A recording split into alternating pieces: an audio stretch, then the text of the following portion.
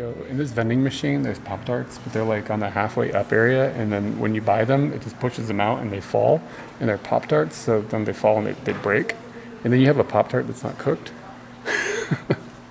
What's going on with this vending machine? What do you do with these Pop-Tarts? Raw dogging these Pop-Tarts, these broken Pop-Tarts, just like stuffing them in your mouth. It's the breakfast. We got a tip from our couch surfing host that we should go to Pono Market. Even just walking into the place, it already feels really homely and like it's like a home run convenience store kind of. Yeah, but or like in a deli, yeah. like a deli-esque convenience store with really friendly people. Super friendly people. And we're walking in, we don't know exactly what we're doing, but we sorted out like what we needed to buy, and everybody was pretty good about getting us through that line. And the reason we came over here was to get a Lau Lau. Lau Lau. Is that this place here thing? No, or is it a Hawaiian thing? It's a Hawaiian thing. thing. Cool. And this is prompted as where you can get like real Hawaiian food without going to someone's mom's kitchen. Which is amazing. Yes. Lau Lau is pork that's been wrapped inside of tea leaves, from what I understand. And it was in a banana leaf, right? He took it out of the banana leaf. And he broke it out of the banana leaf for us. The meat I'm seeing is just ridiculously breaking apart. He said that what you should do is mash it all together so that you're getting like meat and tea leaves together. Someone told me that maybe you needed to be like a strong person to eat this. This looks amazing. No strength needed. Just interest in deliciousness.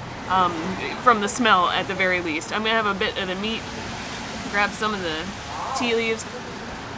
So it was cooked in a banana leaf. It was okay. So it's meat inside of tea leaves and then inside of a banana leaf. Have I got that right? Yep. And then somehow it's steamed. Meat, tea, banana leaf. Inside of the banana leaf, it's steamed, I guess, or something. Somehow that cooked I don't to make remember. it really. It seems like it's slow cooked because of what it looks like. Yeah. And then you remove it from the banana leaf. You don't eat the banana leaf. Yes. The man removes it. Yeah. We don't even have a banana leaf. And then you mix it all together and eat it. I got all that right? Yeah, and we should be mashing it up when we eat it. And we got the standard jams of macaroni salad on the side. Which is fine. And they just call it mac salad. Oh yeah. I think you've done a pretty good job mashing. Yeah. Let me get in on some of this. Gotta get the tea leaves Gotta too. get some tea leaves. Tea leaves and some meat. Yo. It seems like a lot of the flavor is coming from the tea leaves, actually. It doesn't seem like there's a lot of... They haven't flavored the meat that much, from what I can tell. And it's not needed, because, you know, the tea leaf is the... The tea leaf knows what it's doing. The tea leaf is the Well, you have to carrier. think about the fact that the meat had juices in it, and the meat juices have gone into the tea leaf. When a banana happened. They've just been exchanging within the banana leaf. Wow. Yeah, it's really unique. It's something that I can't recall having had something that tasted exactly like that before. Rice is good. And it was pretty cheap too, wasn't it like $8 or something? Yeah, this was $7.50. Yeah, I mean for Hawaii, that's a pretty cheap meal. Yep. Yeah, I'm I would sold. definitely come back. It's possible we will come back here and maybe try something different on the menu too, because they had a few different things. Sure did. Exciting. Kauai is a relatively small island, and it has got a loop road that does not actually go all the way around. It's more of a U shape because in the northern coast, the landscape gets so intense that you can't build a road in that area to make a connection. So that road that is essentially the U loop is where everything sort of spikes off of as you drive along. So it's the main drag basically on the island. And it is sometimes 2 lanes and sometimes 3 lanes wide and very rarely 4 lanes. And what's strange about what goes on is that because it's the popular road, it gets really busy to the point where there's actually traffic here, which is sort of surprising because you're sort of in the countryside being on this island, but it's because of everything is bottlenecked onto this road, you can actually be buildup where you're sitting in stop traffic. And what their solution sort of is that they know everybody's going one way during one time of the day and going the other time of the day. So they've taken this 3-lane road and they come and put cones in the middle of one of the lanes every day to move who has the extra lane in the middle. So right now we're driving along and it sort of feels like we're driving on the wrong side of the road, but it's just because of the way that the cones are established. And then they have a big truck that comes along and they take all of these cones away, and then it switches everything naturally over to the other side. It's a bit of a strange solution. I wonder if there is a strong reason why they can't just widen the entire road. When we were on the Big Island, all the roads were really wide and there was hardly any traffic and it was really easy to drive around stuff. So I wonder if there's a space restriction or if it's just a financial restriction or whatever. But it's a interesting solution they've come up with to just put cones in the road every day. Did you flush? I flushed before and after. Let's see how this works, because I've never seen a porta potty that flushes that I know of. Wow, we're gonna change to a different. Get all the way in here. There we go. All right. Lighting is so good. Here's the toilet. Yeah, it's actually quite clean for being at the beach. Pull up a little bit. Oh. So this says the before and after is important, and then this is like a stick shift, and you pull this guy one way, and then you push him the other, and it creates pressure, and then it pushes the water out. How about that? Can you eat papaya with a knife? Can you eat papaya with chopsticks? That's all we got. This is all we have in the car. We stopped over at like our first fruit stall. I'm surprised there haven't been that many of them. There's been some people selling things on the side of the road, but I haven't seen like fruit stall, and that's kind of what I expected. I did too, or at least like family run things in between like little towns and stuff, or kind of like one of those honesty booths. Oh, where you just like put some money there. I wonder if it's just not seasoned for it or something. I don't know. She gave us a piece of this papaya and it was pretty tasty. So it feels like it's papaya season to my taste buds. Papaya smells bad. Does it? It's not a pleasing smell. Yeah, it sort of smells sweaty. How it going? Oh, very good. It's pretty tasty. Wow. That is way better than I expected. And I will work out this just give me a situation. Chunk here, there we go. Can I left-hand chopstick? I can sort of. Yeah. Let me go. That's a tasty papaya, y'all. I feel like you could put something on it to make it even better, like a little bit. It's like one of those things, like you know how you can add a little bit of salt to Coca-Cola. All I saw was condensed milk, and I was like, you really don't need that. Yeah. Yeah. It's really good. That would be good too. It's good alone. Yeah. Tasty. Good luck with that and your chopsticks. I'm just gonna go in here. I'm in it with the knife. Here we go.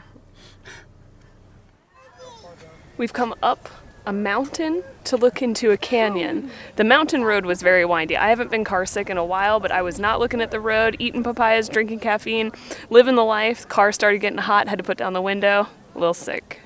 But we've come out to this expansive view, and I feel like it would take years, decades, a whole lifetime, even more, to assess this fully, to think about it, to understand it, to appreciate it.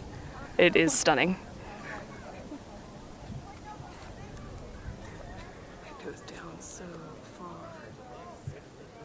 Yo, this place is amazing. Just the color of the rock and everything and the rainbowing, and the rock is amazing. And then a real rainbow shows up and you're just like, okay. And something I noticed is there's like teenagers here that are kind of with their family and, you know, they're on their family vacation. They don't want to act like it's cool. Even they were like, oh my gosh, look at that rainbow. Like these snarky teenagers are like, whoa. I kind of felt like a hush came over everyone. Yeah. Like we saw something magical, and none of us could believe it. What's amazing though is most of the people here obviously are just tourists. I mean, they're tourists and doing the tourist stuff on a tourist day at a tourist place. And a lot of people are like, what are the odds this could be happening? Something tells me this happens a lot. Just like, a little sprinkle, add a dash of rain and a bit of sunshine, and you've got blowing everyone's mind. For amazing rainbows are perfectly set here. Yes. You know you're in America when signs are full of bullet holes.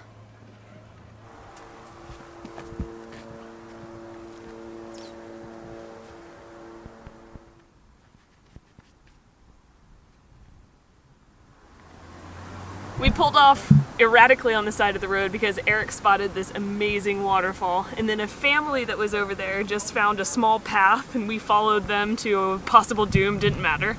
And now I'm standing precariously perched on an edge I probably shouldn't be on, but I just did it anyways. I am hiding in a tree. I am afraid of the edge. Random side note, this is a day where you need to put your glasses on. It's too beautiful. If I had not had my glasses, I would have just kicked myself the entire day. Put on your spectacles when there's such beauty about.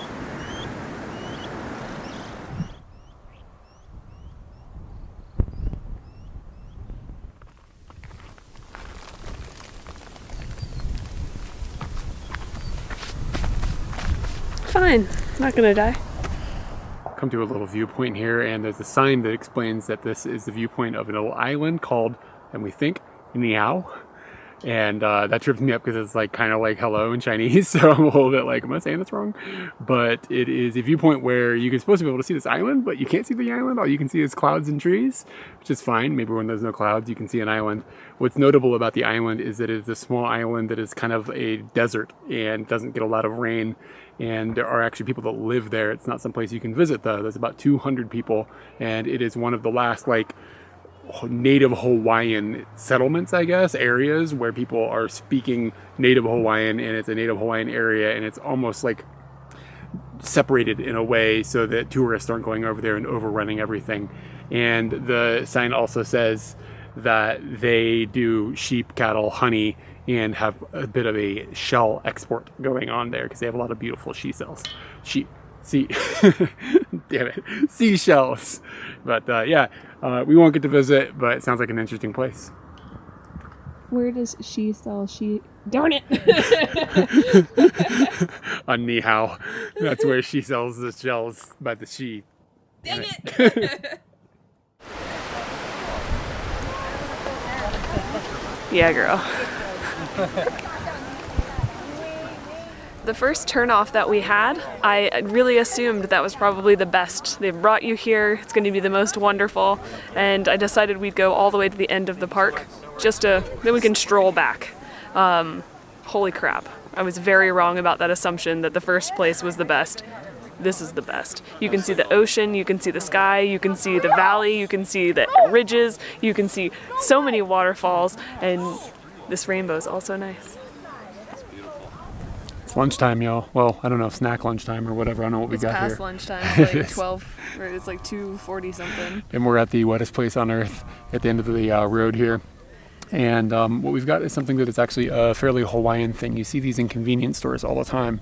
And it's not super weird for us to see this, but the take that they've got it on is a little bit strange. And I would normally call this like a maki or an onigiri or somewhere in that range or whatever, but they're always referred to as musubi here. And it is a Japanese food-esque spin-off. Rice, seaweed, and in this case, what the most popular innard is Spam. And this is what we've got going on here. And it's just like handmade type of thing. Doesn't look like it was made in a factory. It definitely doesn't look like it's made in a factory, but it looks like it is completely uniform size with all the other ones. Yeah, they've done a pretty good job of that. You could build a small house out of these. And I've seen some that are more like a nigiri in the way that they look, and this one is just more of a maki, like completely rolled or whatever. So sometimes it'll have like the Spam on top of the rice as opposed to in the middle of it, basically is what I'm trying to say. Okay, Spam. I think I've had this in Okinawa. I think we had this there. We had something very similar to it. They fold it over and it's a very loose sandwich. Yeah, and it's a little bit interesting because you get a lot of Japanese influence in the food here, the same way that Okinawa gets a lot of American influence in the food there. Mm-hmm. It's kind of an interesting complement to one another. Yeah. Anyway, all right, enough chitter chatter. Let's get in on the Spam, y'all.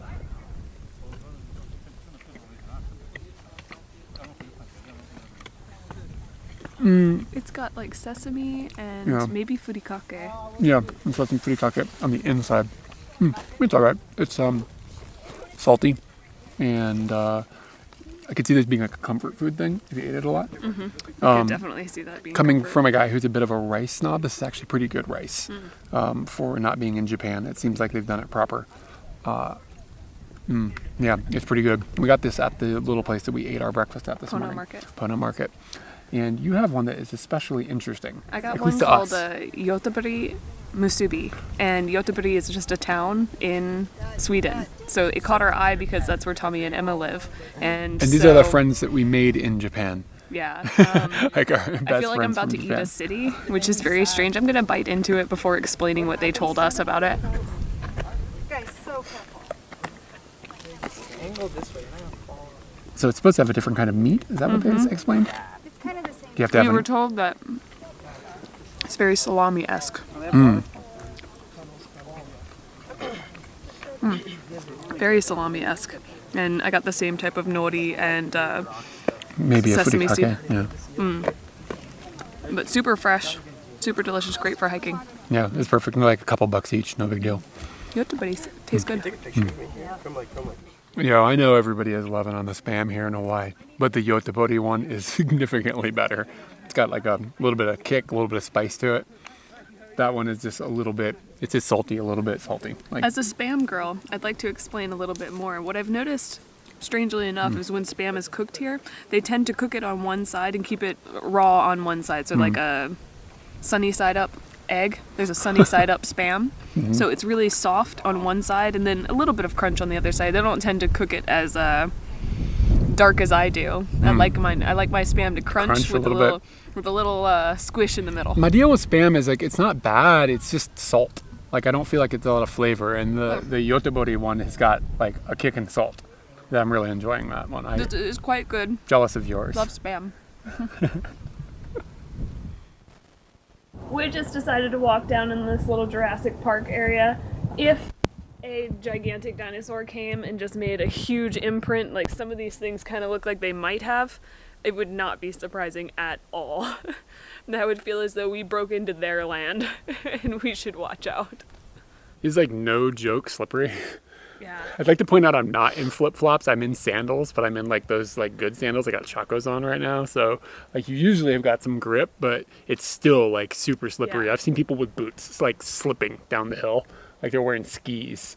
And we're in the wettest place, one of the wettest places on earth. So I mean, maybe that's what it is, but it's just like there's mud on top of this rock that the rock kind of looks like it should have some grip, but the mud fills in where the grip would be and just turns it into what feels like ice. It is very misleading. Yeah. It is extremely misleading. This seems like a pretty long trailhead. We're not going to go very far down because I've seen some people trucking out and they are covered in mud. We saw a babe. She was very beautiful, and she was barefoot and like not dressed for hiking at all. No. And she just scampered around us like a deer. She was just like a very cool deer, and she came over and she took a picture of something over here. So now we're just following where the deer went, and we're gonna see what the deer saw, and then we're gonna leave. We're just following babes. I mean, to be fair, it is the wettest place on earth. What else are you gonna do? You know. We had a dude come up to us and he was explaining to us about surfing and how there's supposed to be some mega waves, like, well, I don't know, bodacious waves or some tubular waves. They're going to be coming in a couple days. And he was like, you should check this stuff out just because there's going to be people on 35-foot waves surfing. So hopefully we get to see that. But the other thing he said is that he's traveled a lot and he said he doesn't feel like he's ever seen anything this beautiful. And it's in the top, man, it's in the top list. Just the otherworldliness of this and how much it literally looks like Jurassic Park, because I mean some of it was actually filmed in this area, and just the view of the rainbow and everything, looking over the sea. But I think what makes it all work is the way that the mountains are shaped and the valleys are shaped. They're kind of craggy, and because there's been so much rain here, it eats away at the mud and makes valleys like inside of the mountain that go down things, and then you end up with interesting places for the light to bounce and interesting places for the fog and the clouds to go in and out of, and it just creates this shapes that you're not used to seeing, and it just makes it especially spectacular. Was that good? It was good. I did not need to be in it. You're worried I about was this? really struggling with all the light. I couldn't look at you. I couldn't look at the lens. It's just me staring off into space. I set this one up so that the sun wouldn't be in my eyes and then you would be right in your eyes. It was all just That me. was kind of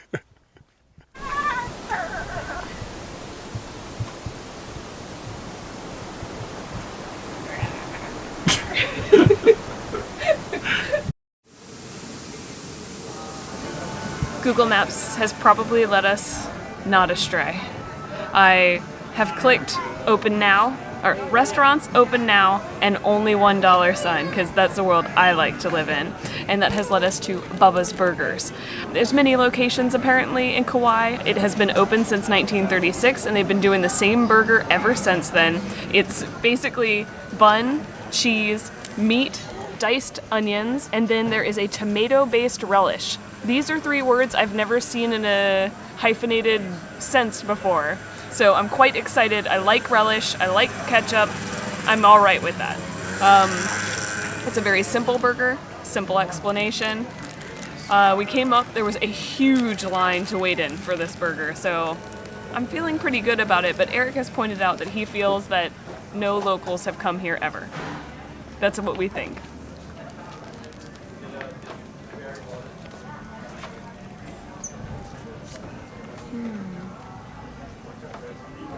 It's a good burger. The bun is really doughy. The ketchup-based relish is pretty good. It's a mixture of both worlds, honestly. But more relish than ketchup, which I would prefer. Some other people might not feel that way. I haven't gotten... How is the Kauai raised grass-fed beef? Yeah, 100% Kauai grass-fed beef. It is fantastic. And I saw the girl, she just threw salt at it while they were cooking, and I was just like, that's accurate. That's how I felt about it. The other thing that we got are the Bubba's chili fries. You can tempt me with chili pretty much at any go. Did you know that about me? I really like chili. I've noticed.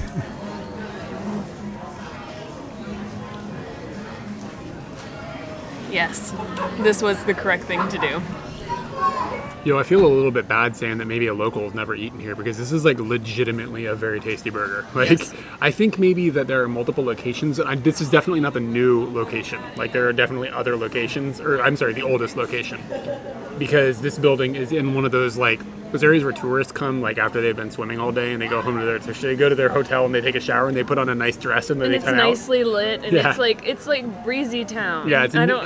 It's a new area. So I wonder if the older one is a little more populated by locals. We should go find out. This one soon. is like after we eat this burger. This one is definitely full of tourists, but it's for a good reason. This is not tourist crap. This is very, very tasty burger. It is shockingly good. And I guess what I was going to say is that if you know me or if you don't know me, I will pre-menu a place. I will sit in the car and I will read that menu before we get here. And I did. And one thing that they did on the menu was they said very clearly, like, your disappointment is weighed on how much you try to change the order. They have a specific way that they... Go with the chef's recommendation, as the chef recommends. And... on the wall here, they reiterate that. So I was very like, okay, trust Bubba. This is what you have to do. And trusting Bubba, 100% fantastic. It's a very simple recipe. They haven't done a whole bunch of extra stuff to it. It's just like pure. It's a pure burger in a way that I haven't had a burger in a long time. And the burgers, I mean, we're in Hawaii, so things are expensive, but it was $5, which is not that bad, but it is only slightly larger than a McDonald's cheeseburger. But the quality of it is insane high.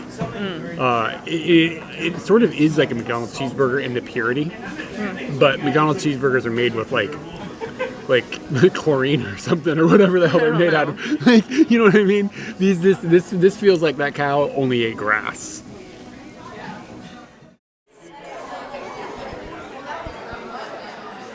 Wow. Good morning.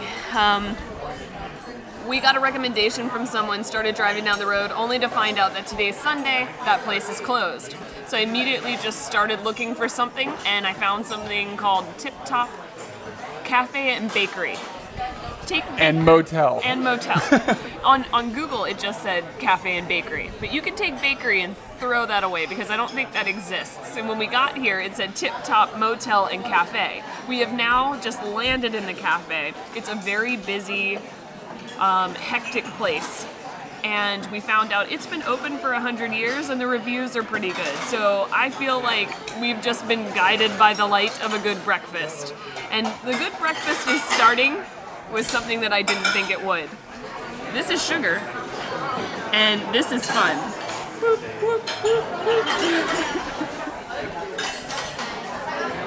So the food has come out. We've got a pancake, toast, jelly, 2 eggs, and a very weird thing that I've never seen before. We ordered corned beef hash, and I guess in my mind, corned beef hash just comes in a big pile.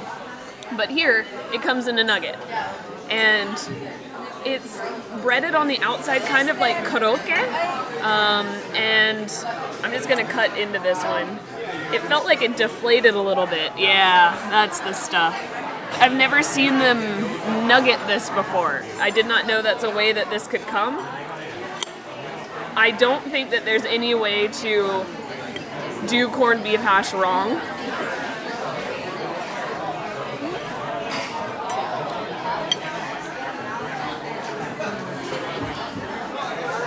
That is America. Does this taste like fried stuff, or does it taste like, you know, something more than that? In the middle here, you definitely get the corned beef hash. It's less of the corned beef hash flavor than I would expect, because the outside does have its own thing. It's unique. Is it what I expected? No. Do I kind of wish I just got a pile of corned beef hash instead of deep fried stuff? Kinda, yeah. We got a dog, y'all. There's 3 of us now. We were 2 until this morning, but now 3. Mm-hmm. So we got a dog.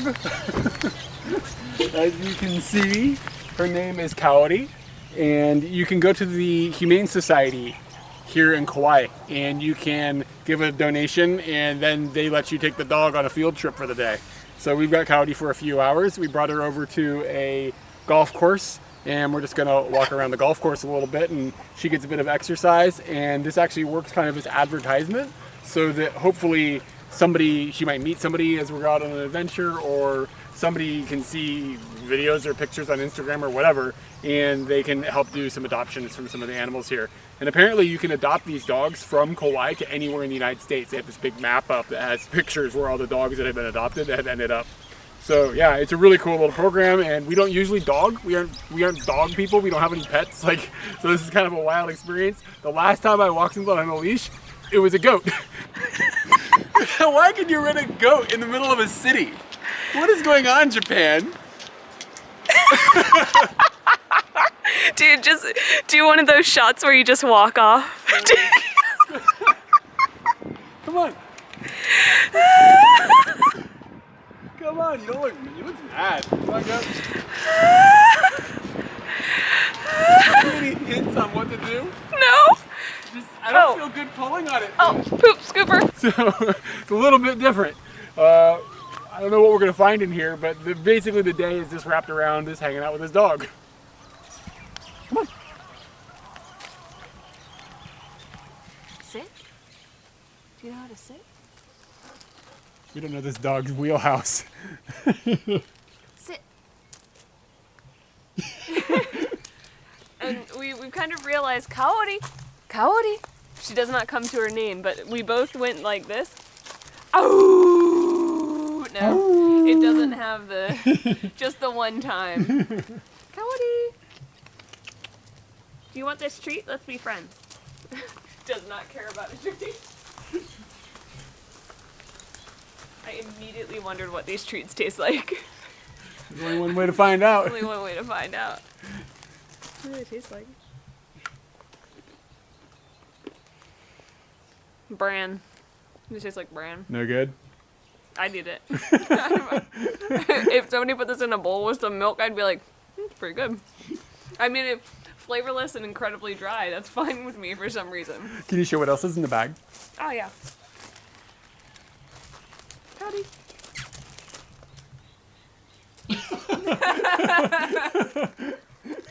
I guess I'll take these treats home with me. Okay. The treat was pretty good. It tasted healthy. Oh, we have a towel. We have a water jug. We have a plate, like a bowl, the collapsible bowl. Kyde. A toy. Are you going to chew on that too? There's nothing of it. No, I don't care what that tastes like. We have a lot of toys. I am mostly concerned about the poop bags, which seem like they might be up here. Poop. I think we will probably maybe get into this today. I don't know. She look like a pooper? Definitely looks like Now that she doesn't eat no treats. Yeah, I'm a poop. We're going to use the bag for you. Yep.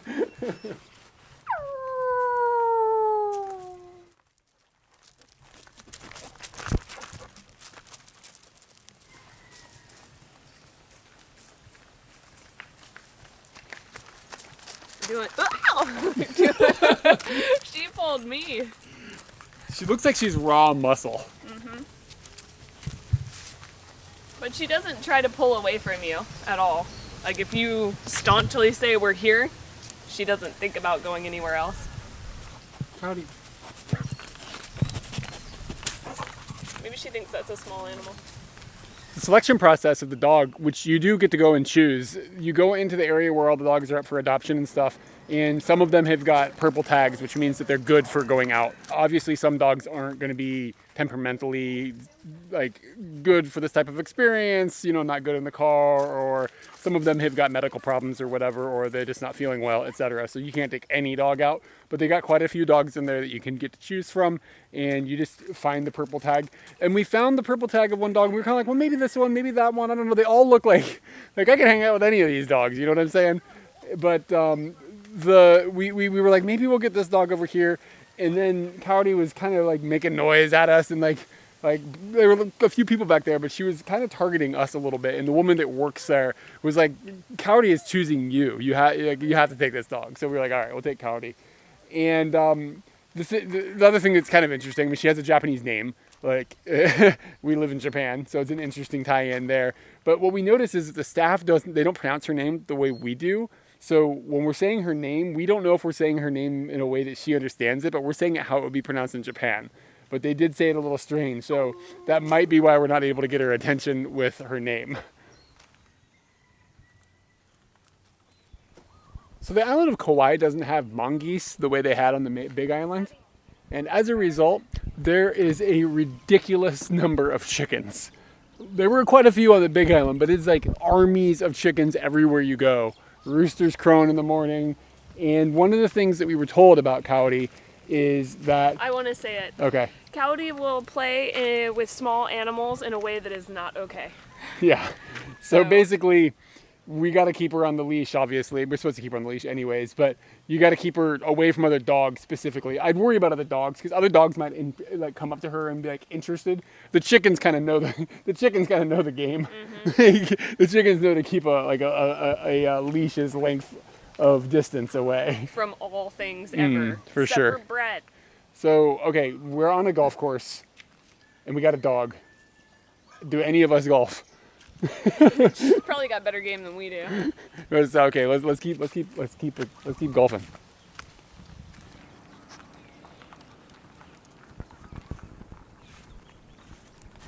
Coyote is the one who pooped. I should have claimed it was mine.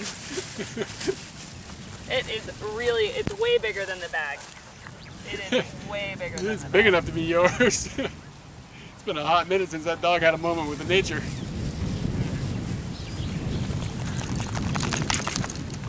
She's looking frisky now.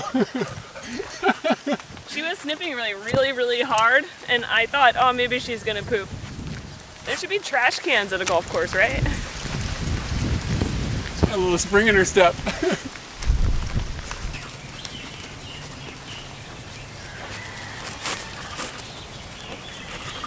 You're roughing up the golf course. She's a punk. So when you do go in to choose the dogs are totally aware of what is happening. They know the drill, and they are just trying to get your attention and stuff. And she specifically, like I said, had targeted us a little bit. But even once you get out of the place, they set you up with the dog, they give you the rules, they give you the backpack, and then they tell you about where you can go and stuff and give you some ideas. And you go to the car, and the dog just gets in the car.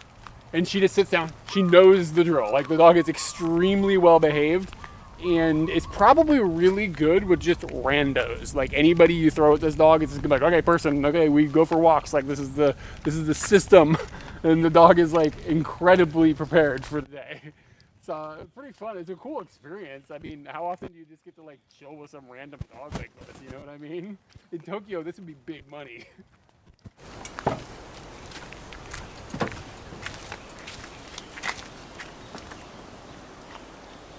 Have a seat.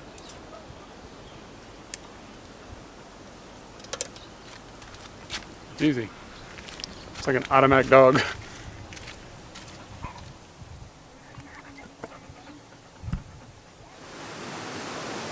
we brought Kauai over to do an activity, and what the activity is geocaching. For those of you who do not know, I'll give you the quick explanation as to what geocaching is. It is a website where you can look up where people have hidden little things to go and find via clues all over the world. So no matter where you live, there is probably a geocache near you, and there's one on your way to work, and they're everywhere. You'd be shocked how many of them there are. Yeah. And the reason that we're doing this is because I actually met this dude, and if he's watching this, you know you're kind of nuts, dude. Like, I met this dude that's nuts, but he's awesome.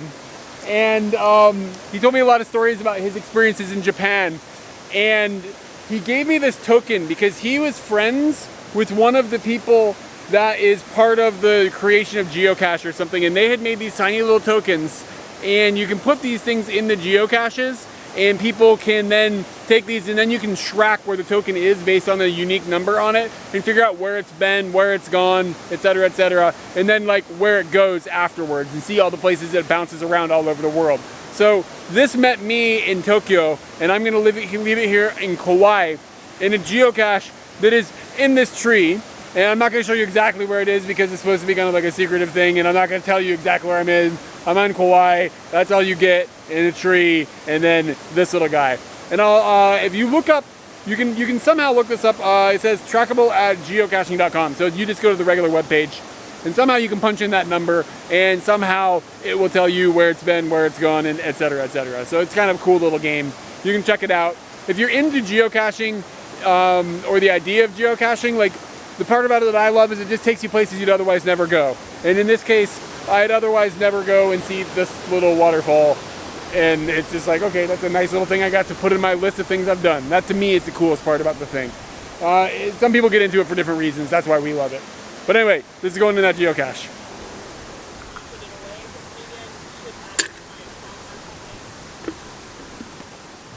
Kauai, sit.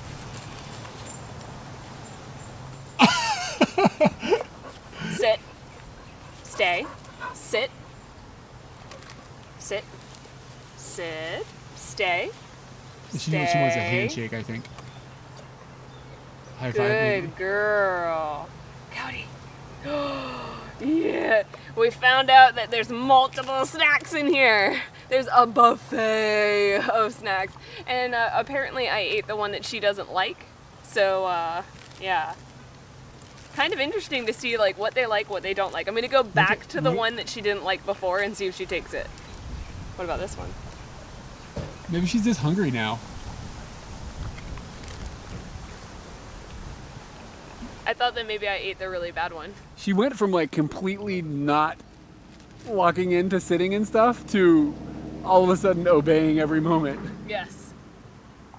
Because stubborn. Because a dog combo came along. It looks just like a combo. What the heck is this? It looks like fried Ika. Squid. Do you like this?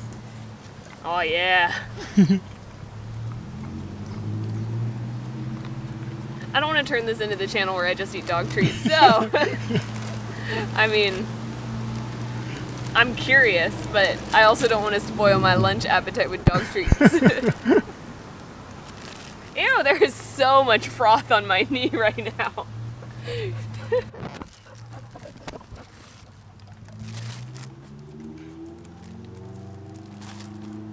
Hi. Got a rogue milk bone. Hanging out with Kauai was definitely a very fun highlight of being able to just be a human with a friend. It's something I haven't done in a really long time, and I know you haven't done in a really long time. This is a great way to be connected with animals and also to contribute to the Humane Society. So if this is in your area, or if this is... Yeah, maybe your Humane Society does this. I doubt it. It can't only be here. Other people must have a similar program. The Humane Society has to be saying, hey, check this out. Yeah. Look what we did. And it just gets the dogs to go out and be social and get good with other people. Yeah, it's like an advertisement for the dogs. It's not only an advertisement for the dogs, but it's also training to just get them acclimated to going with someone else. And she is like so well behaved. It's ridiculous. You Like could- we'd stop and she'd just lay down. The only thing is that she doesn't play well with other animals. That was they had told us that, and we saw some other dogs walk by, and they were like, just make sure she doesn't get near them, and she barked at one of the dogs. But that was the only even tiny mishap that happened. She hasn't made a sound. Like she gets in the car, she just lays down. It's amazing. It's a really easy. I've never had a dog I didn't know if we that were gonna was have this some like thing well-tempered. like bouncing around back here, being crazy. like you all know? other dogs I've ever had. Yeah. Yeah. It's a bit sad. Like Yeah. it's a mixed bag. I'm happy that the dogs have something. At least they're not just being put down. My understanding is it's a no-kill shelter, but I'm not 100% sure. But that was my feeling. When we walked through for the first time, I think I thought to myself, like, oh, this is going to be so cool, this is going to be so fun, and then it hit me that why these dogs are here, and it's just kind of sad. If you're going to have a dog, it's for life of that dog. Don't carry the dead dog around with you for the rest of your life, please. And like Bob Barker said, spay and neuter. Like, dogs don't need to live where they're not loved, and they're loved here, but they may get overrun at some point in time, so we gotta treat these animals better if we want them around.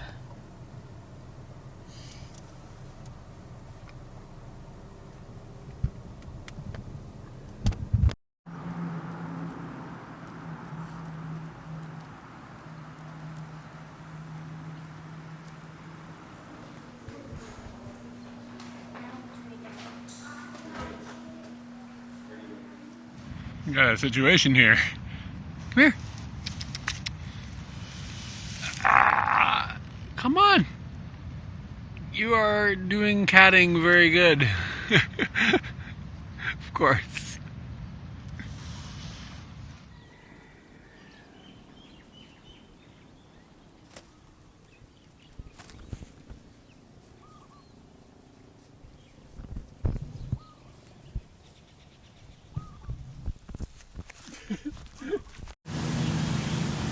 Stupid chill.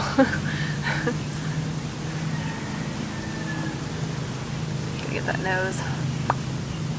It's wet.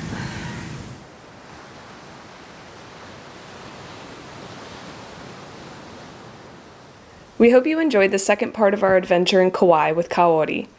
Subscribe so you don't miss future installments. Liking and commenting helps us too, and if you'd like to help us keep making videos, check out our Patreon linked below.